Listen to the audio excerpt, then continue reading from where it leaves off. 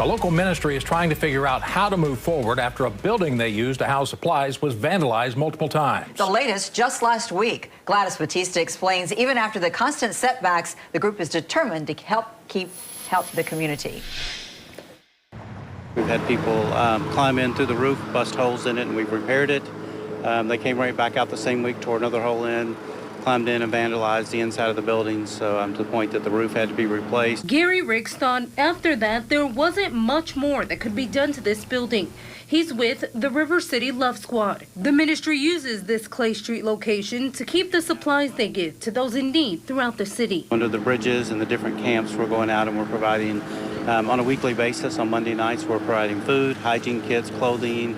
In the winter, when they need blankets, we provide shoes. And something else you can't see or touch, but only feel. To be able to give people that hope, that we have, and be able to share that with them as well. For 20 years, that's been the goal. But last week, we showed up on site getting ready to prep and be able to serve people. When I came in, no lights at all, so I thought, well, maybe a breaker's blew, the kitchen lights are out, what happens. So I went and checked the breaker panel, everything was on.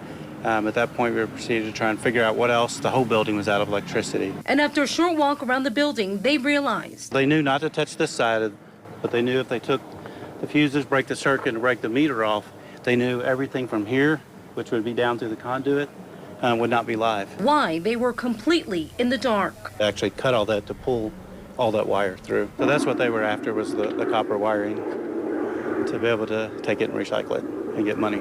On Mondays, volunteers are typically here getting everything ready to go out and help the homeless. And even after realizing that they didn't have any electricity, they didn't let it stop them. Raise the garage door, we get whatever light we can. It's right now, with it being summertime, it works out great.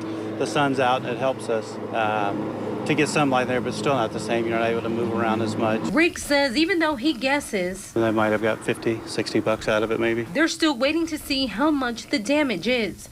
But he does have this message for whoever did this. Obviously, if you had the talent to know or to do things, especially electricity, you could use those talents elsewhere. And I would hope that you would be able to turn around, look at the path you're taking. The end result's not going to be good.